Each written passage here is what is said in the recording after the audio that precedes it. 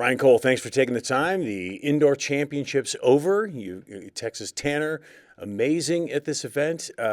This was not obviously what you strive for each and every year is obviously to win it. But I think your team and the lack of people that you had there on both the men's and women's side performed really, really well.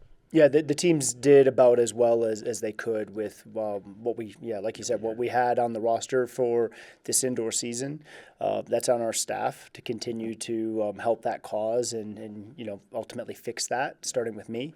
But as far as the meet itself went, going in, we felt that the men could be, anywhere from 4 to 7 out of 8, and then on the women's side, we could be anywhere from 6 to 11 out of 12.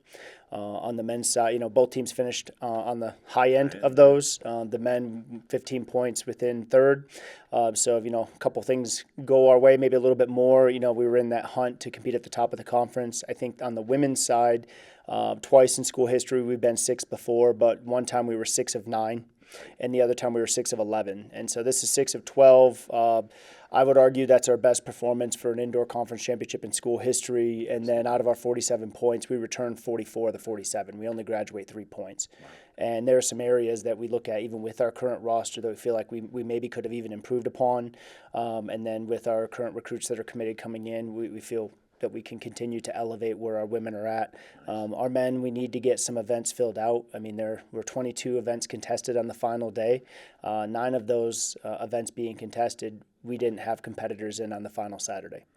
That makes it really hard to compete successfully. And so at Air Force, our strength is our depth and our balance. Yep. And so we need to continue to build that balance back on the men's side, continue to build the depth on the women's side. And when we do that, I think we're going to continue to be more successful. Yeah. I think people might be shocked to hear that these was Texas Tanner's first 2 indoor, championships. But what can you say about him? He just gets better, it seems, almost every time he throws. Well, the most impressive thing I think about Texas's competition this past weekend, when you're ranked in the top 8 in 2 events in the NCAA, I think, you're going in as the favorite. There's some pressure with that, but, usually when you're pretty good, you learn how to handle pressure. That's kind of a prerequisite to become, good at that level. But in the shot put in particular, when you get through the first flight and then the second flight was done going into finals, Texas was in 4th. And he's ranked 4th in the NCAA. And the announcer kept saying, ranked 4th in the NCAA, but only 4th. When you step into the ring, like you can say, that's pretty motivating. It also is a bit of a burden or a weight to bear. And, and that's kind of the cost of being good. And so for me, and it wasn't like these guys were scrubs. Right. I mean, one of them, the runner-up, was actually from the same state as Texas. They were high school rivals. And in the shot put, in high school, he beat Texas. And, going into the competition, we knew he threw 19 meters. I mean, it's not like the guys out there having like JV throws and Texas just isn't showing up. I mean, and so to be behind, not just to your high school rival, but kind of far down in the competition going into finals and have that pressure and then to respond. Texas is used to winning by feet, and he comes through in a big throw and wins by inches. Kind of that clutch performance when the pressure's on, that's going to bode really well for, 2 weekends from now at the NCAA Indoor Championships when there's going to be a lot of very strong competitors there. But yeah, to me, it wasn't just about winning. It was about when things aren't going your way, how do you respond? And Texas has been in that situation before, and the shot put hasn't always went all that well, to be honest. And this year, when the chips were down, he responded really well. And so it wasn't just about winning. It was about handling the moment, and I thought he did that very well. Yeah, absolutely.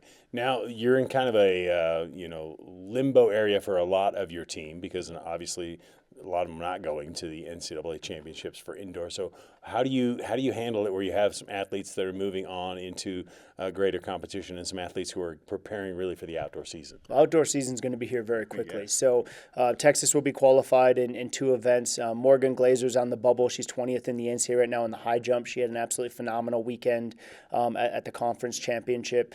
So we'll see how the entries and scratches and all that shakes out for the NCAA Indoor Championships here. But the first first weekend right after the NCAA indoor meet is our first outdoor meet. So I look at it as track and field season.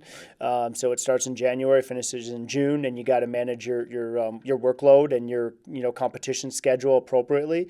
But it varies based on the person. You may have some young people that are developing, and their end goal for their track season is April, because if you're not in the top, X number on our team, you may not be going to the conference championship. You're not qualifying for the first run of the national meet. You're not making the Olympic trials or the U.S. championships. And so you use your developmental period there for track season to have an event to really showcase yourself and kind of your marquee, circle the calendar. This is my target, but it may be in April. And then for other people, April may be kind of a transition period, like Texas coming off indoor, and it's like, April's not that important, frankly, because he's gearing toward May and ultimately June. And then depending on how things go, on an Olympic year or a world championship year, those competitions may still be going on in August.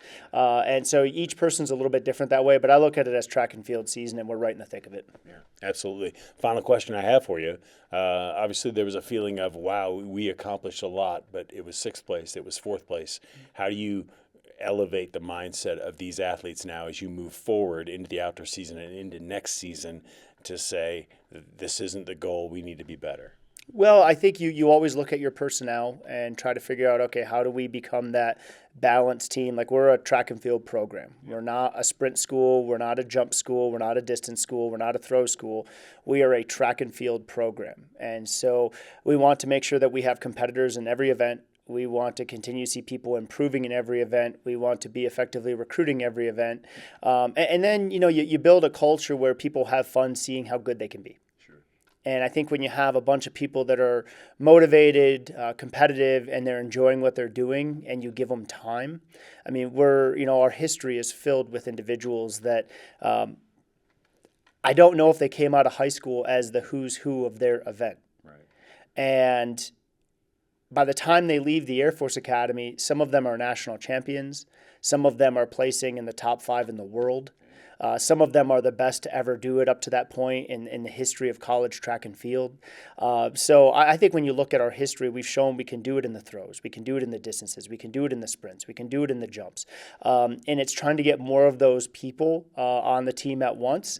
And that's on the coaches, right? But if we're able to continue to get more of those people on the team together at the same time, we can be a really special program. And so that's why we come to work every day, to work with them, see them get excited about what they can do, and then use that experience to get more people like them into the program and ultimately keep building upon what we've done in the past. But we're excited about moving forward in the culture we have right now. And I think the future is very bright for Air Force Track and Field. Yeah, I would have to agree with you. Coach Cole, thanks for the time. Appreciate it. Thank you.